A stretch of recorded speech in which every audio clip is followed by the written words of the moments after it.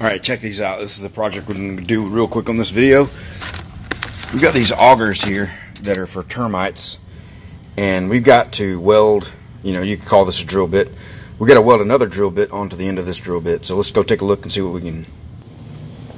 Alright, so we've got to take these carbide masonry bits and cut the end of it off and then weld it to the end of this.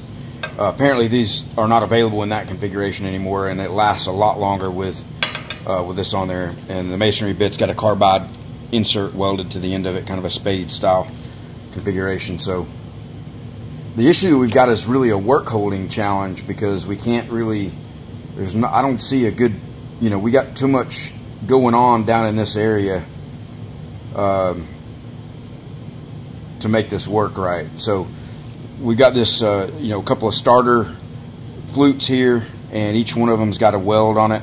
So we're going to see if we can cut these starting flutes off and maybe cut this back here so we can get some exposed shank to be able to fixture this up and hold it and weld it.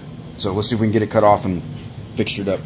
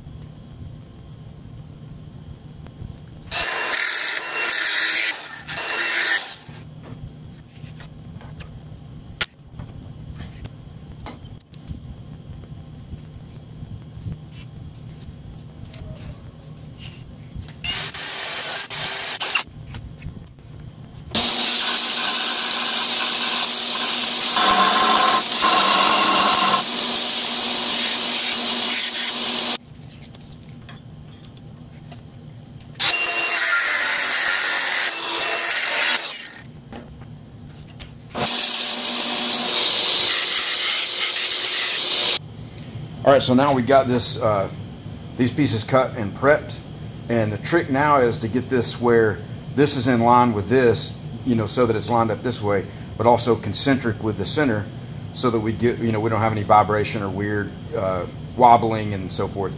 So this drill bit is 3/4 of an inch in diameter. Or why is that? Oh, you know what? That's the issue.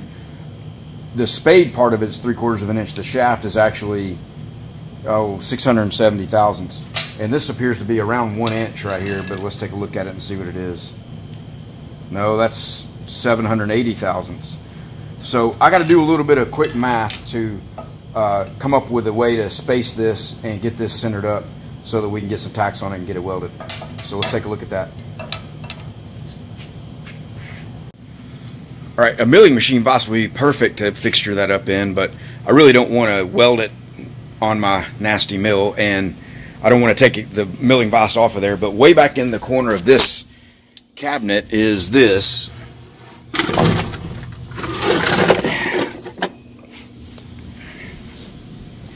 So I think we can use this.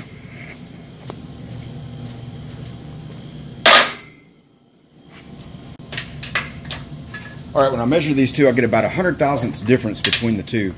So if you divide that in two, of course, that's 50 thousandths difference. So I'm going to grab a 50 thousandths gauge pin here and just double check it and make sure I got the right one in the right slot. My calipers say 49 thousandths, so one of the two are off. Maybe I got the wrong one in there, or maybe my calipers are wrong. But so what we're going to do is get this one side.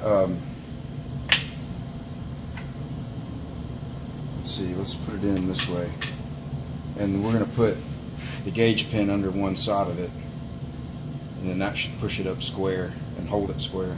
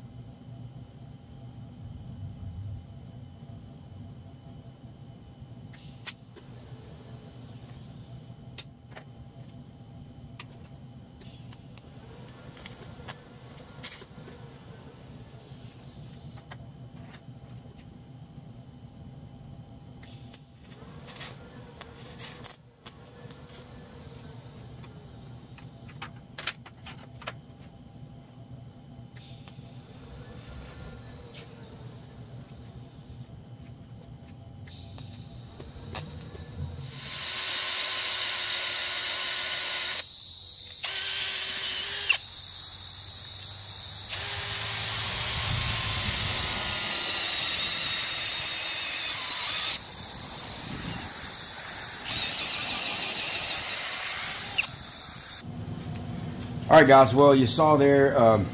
This one definitely seemed like it pulled on in there really quickly and got, you know, into these auger, the bigger flutes.